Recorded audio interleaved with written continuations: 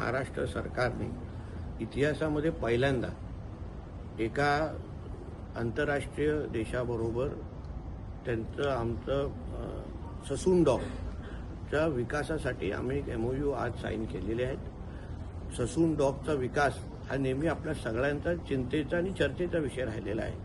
आता फिनलंडच्या कंपनीच्या बरोबर घेऊन त्यांच्याबरोबर हातमिळवणी करून आपण ससून डॉकचा विकास, तिकडच्या मच्छीमारांचा विकास साधण्यासाठी आम्ही अजून दालनं उघडतोय, अजून प्रयत्न आम्ही करतोय, जेणेकरून उद्या मच्छी विकत असताना किंवा तिथे व्यवसाय करत असताना जे विविध प्रश्न आज म्हणजे अस्वच्छतेचा असो, सुरक्षितता असो, तिकडे आजूबाजू वावरण्याचा असो, सगळ्या प्रकारची मदत हे फिनलंडचे विविध कंपन्या आता आम्हाला देणार आहे.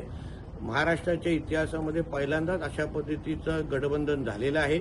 मला विश्वास आहे की ही मॉडेल यशस्वी झाल्यानंतर हेच पॅटर्न आम्ही महाराष्ट्रातल्या अन्य जे काय आमचे फिशिंग हार्बर आहे, जिथे जिथे आमच्या तो वर्सोवाला आहे किंवा अन्य भागामध्ये आहे, ठाण्यामध्ये आहे, वसई विरारमध्ये आहे, जिथे जिथे शक्य असेल अशाच पद्धतीची पद्धत आम्ही तिथेही घेऊन जाणार आहोत, जेणेकरून मच्छीमारांचे प्रश्न सोडवण्यासाठी जेवढी काय मदत, जिथून मदत उपलब्ध असेल, राज्य पातळीवर असो, राष्ट्रीय पातळीवर असो किंवा आंतरराष्ट्रीय पातळीवर असो, सगळ्या पद्धतीची मदत देवेंद्र फडणवीस साहेबांचं सरकार मच्छीमारांसाठी करण्यासाठी आज सज्ज झालेलं आहे. तर आपण सुरक्षेचा वापर केलेला आहे. सुरक्षेमध्ये कशा प्रकारचं बघा, आता इथे AI टेक्नॉलॉजीची आपल्याला सर्व्हेलन्स म्हणजे सुरक्षा कवच CCTV आणि वेगवेगळ्या माध्यमातून बघतो.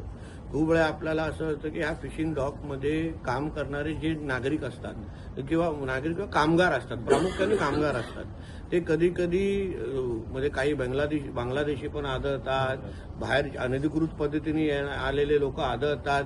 आता ह्या सगळ्याच्या माध्यमातून आपल्याला फार बारीक नजर त्यांच्यावर ठेवता येईल.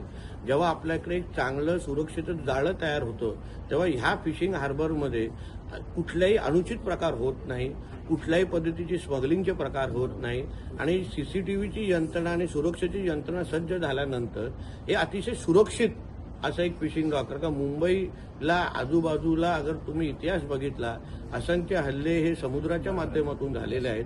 जेव्हा आमची किनारपट्टी सुरक्षित असेल तर मुंबई सुरक्षित राहील, महाराष्ट्र सुरक्षित राहील. हीच भूमिका आमच्या आदरणीय मुख्यमंत्री साहेबांची आहे आणि म्हणूनच आम्ही ह्या सगळ्या प्रकारे सुरक्षिततेच्या दृष्टिकोनातून कुठलीही तडजोड करत नाही. राणे सर, यही सवाल है, सुरक्षा का आपने जिक्र किया है, सुरक्षा किस प्रकार से नहीं करें, क्योंकि हमेशा चर्चा का विषय रहा है. देखिए, सुरक्षा इसलिए महत्वपूर्ण है क्योंकि हमने जब ससून डॉक का पहले बार मैंने दौरा किया तो ये बहुत सारे वहाँ काम करने वाले कामगार हमको कई बांग्लादेश से मिले, कई अन्य जिनके पास खुद का आधार कार्ड और ये सब आइडेंटिफिकेशन भी नहीं था. इसलिए हम लोगों ने निर्णय लिया कि सुरक्षा के बारे में अभी हम लोग को किसी भी तरीके का कॉम्प्रोमाइज करना नहीं है.